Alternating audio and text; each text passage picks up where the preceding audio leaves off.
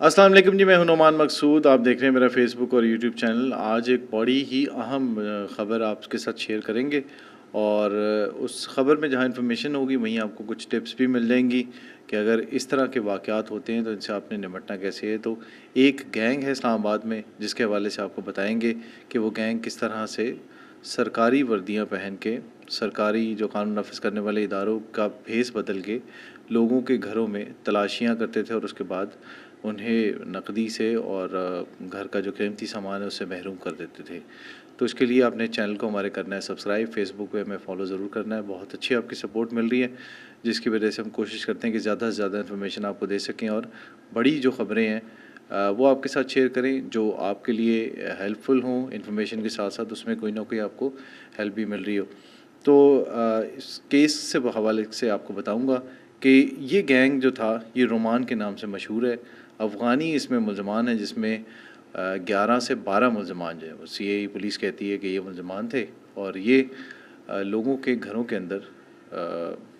ये समझ लें आपके कानून नाफिज करने वाले इदारों के भेस में पुलिस ने जो इनसे वर्दियाँ बरामद की हैं वो रेंजर्स की और कुछ इदारे और हैं जिनके भेस में ये जाते थे और वो डकैतियाँ करते थे। ये तरीक़ाकार इनका ये था कि बेल बजाते थे, उसके बाद घर में कोई भी है तो उसे बताते थे कि हम इस इदारे से हैं और हमने कुछ पूछ-गुछ करनी है। तो उस बहाने से ये घर के अंदर दाखिल हो जाते थे और घर वालों को बनाते थे ये यरगमाल। उसके बाद घर से जितनी नकदी थी वो उठा के ले जाते थे और उसके अलावा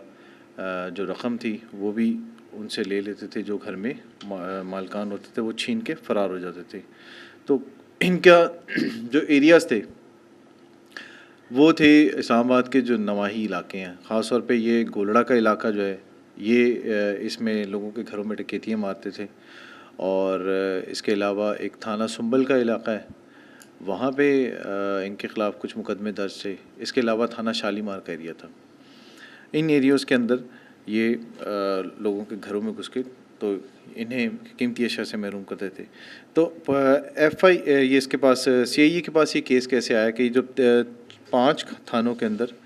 यानी 5 एफआईआर्स हुई मुख्तलिफ 3 थानों में, जिसमें थाना शालीमार है उसमें इसी नौइयत की डकैती हुई। फिर उसके बाद थाना सुंबल का इलाका था उसमें भी इसी नौइयत का वाक़या पेश आया। और उसके बाद 3 केसेस आए थाना गोलड़ा में जिसको सीआईए को सौंपा गया और ये कहा गया कि इस गैंग को पकड़ना है। तो टीम जब बनी तो उसमें ये चीज़ें देखी गई कि तीनों थानों के अंदर जो मुलज़मान थे वो किस नौइयत के केसेस करने में मुलविस नज़र आए और उसके बाद ये मुलज़मान दाखिल किस तरह होते थे। इसी तरह की तमाम वारदातों का जब इन्होंने इन्वेस्टिगेशन की उस दौरान फिर ये 6 मुलज़मान पुलिस ने गिरफ़्तार किए। और ये मुलज़मान जो गिरफ़्तार हुए थे ये D12 का इलाका था, फ़तेह बख्श का। वहाँ पे कहते हैं कि ये तीनों मुलज़मान जो थे इन्हें गिरफ़्तार किया गया था। 13 मई को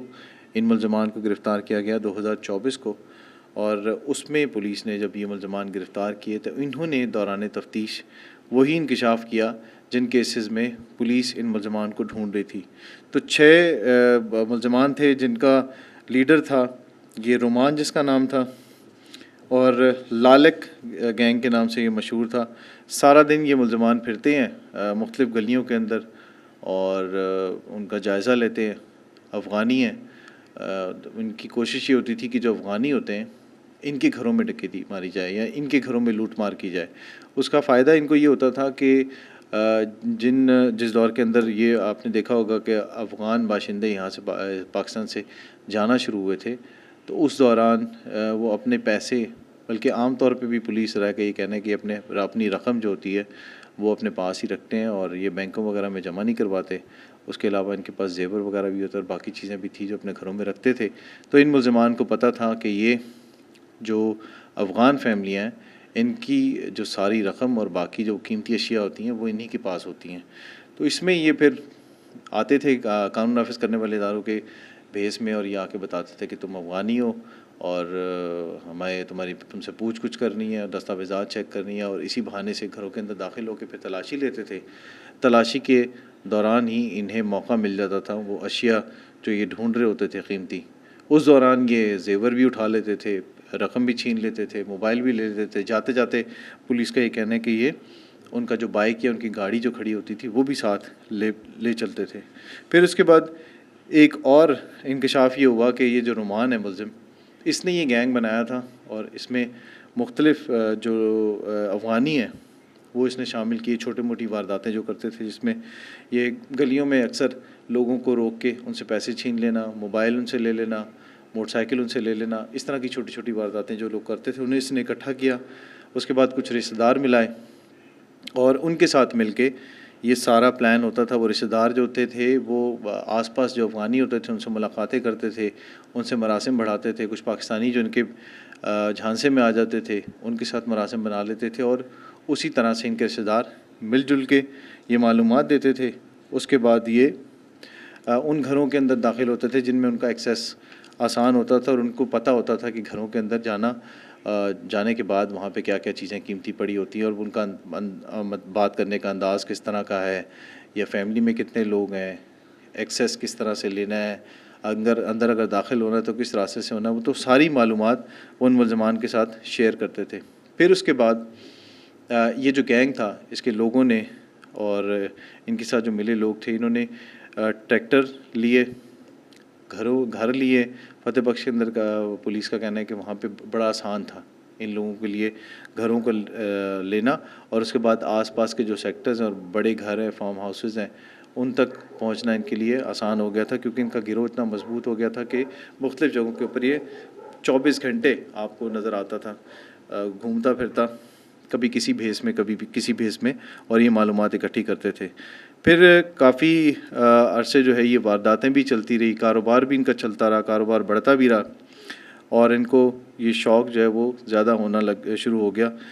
کہ یہ وردیاں بڑے کام کی ہوتی ہیں، جو رینجرز کی ہوں، پولیس کی ہوں اور باقی جو قانون نافذ کرنے والے ادارے ہیں. ویسے سی آئی اے پولیس کا یہ کہہ رہا ہے کہ جب انہیں گرفتار کیا گیا تو ان کے پاس رینجرز کی وردیاں تھیں اور یہ لیتے کہاں تھے، یہ ایجنسیاں تھیں پشاور کی جہاں پہ یہ ملزمان کہتے ہیں کہ یہ خریدنا بڑا آسان ہوتا ہے. تو رومان جو تھا اس نے ان سب کے ناپ شاپ لیے، پھر اس کے بعد یہ پشاور گیا، پشاور جا کے ایک جو ایجنسی تھی اس سے اس نے اپنی وردیاں بنوائی. وردیاں جو ہے وہ پہننے کے بعد پھر انہوں نے ان وارداتوں کا سلسلہ شروع کیا. اور دوسرا جو ان کا یہ ہوتا تھا سیف رہنے کا اپنے وارداتوں کے دوران، وہ یہ ماسک استعمال کرتے تھے اور پوری جو وردی پہننے کے بعد، یونیفارم پہننے کے بعد اس کے بعد یہ ماسک لگا دیتے تھے اور اس کے بعد وہ جتنے گیجٹس ہوتے تھے نظر آتا تھا کہ یہ گیجٹس بھی اسی ادارے کے ہیں. تو رات کا جو پہر ہوتا تھا اکثر جس وقت آپ گہری نیند میں ہوتے ہیں، یعنی 2 سے لے کے 3 ساڑھے 3 4 بجے کے ٹائم کے اندر یہ آتے تھے گھروں کے اندر اور اس کے بعد جہاں پہ ان کو مطلب ایکسیس ملتا تھا وہاں اندر گھس جاتے تھے، جہاں نہیں ملتا تھا وہاں سے یہ گیٹ کو ٹاپتے تھے اور اس کے بعد کہتے ہیں جی دروازہ توڑ کے یا دروازہ کھول کے اس کے بعد یہ اسی طرح سے اٹیک کرتے تھے کہ جی ہم کسی قانون نافذ کرنے والے ادارے میں سے ہیں اور یہاں پر تلاشی اس لیے لینے ہیں کہ ہمیں اس طرح کی انفارمیشن ملی تھی کہ یہاں پر جرم ہو رہا ہے یا یہاں پر لوگ ایسے رہ رہے ہیں جو مشکوک لگ رہے ہیں. تو اس سلسلے میں پھر یہ سارا تلاشی کا کام شروع ہوتا تھا. تو اس میں پولیس کا یہ کہنا ہے کہ 3-4 ٹپس ایسی ہیں جن کے اوپر آپ عمل کر کے اس طرح کی جو وارداتیں ہوتی ہیں ان سے آپ بچ سکتے ہیں. ایک تو یہ سب سے پہلی ہے کہ جب کوئی اگر بیل بجاتا ہے تو آپ پہلے آواز دے کے پوچھ لیں کہ باہر کون ہے. خاص طور پہ ہم یہ کرتے ہیں کہ اکثر ہم دیکھتے ہیں کہ بچے ہوتے ہیں گھر میں، بیل بجتی ہے، ہم کہتے ہیں جی جاؤ دیکھو کون ہے باہر، تو بچہ بھاگتا ہوا جاتا ہے اور وہ یا تو اس کو سمجھ میں نہیں آئے گا کہ میں نے کہنا کیا ہے، میں نے پوچھنا کیا ہے. اتنی دیر میں وہ کنفیوز اگر ہوا تو اس کے بعد اس نے دروازہ کھولا تو پھر اس طرح کی واردات پولیس کہتی کہ ممکن ہو سکتی ہے. تو اس سے بھی اوائڈ کرنا ہے، آپ نے بچے کو نہیں بھیجنا باہر. دوسرا گھر میں خواتین ہوتی ہیں، ان کو جب آواز کوئی دے، کسی آواز بدلنے کے بعد کسی کا نام لے کے، فرض کریں آپ کے گھر کا کوئی شخص ہے جس کا نام باہر مطلب کوئی نہیں جانتا اور آپ اس کا نام استعمال کر کے آپ کھڑے ہو جائیں اور کہیں جی میں وہ ہوں، اس کے بعد آپ کے ظاہر جو گھر کی خواتین ہوتی ہیں وہ یہی سمجھیں گی کہ گھر کا کوئی فرد آیا، تو وہ نام پکار کے کہتے ہیں جی کہ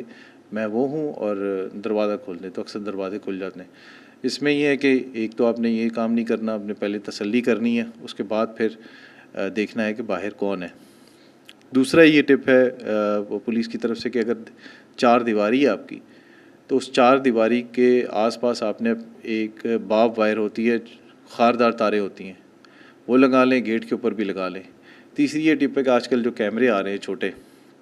وہ میں آج بھی دیکھ رہا تھا،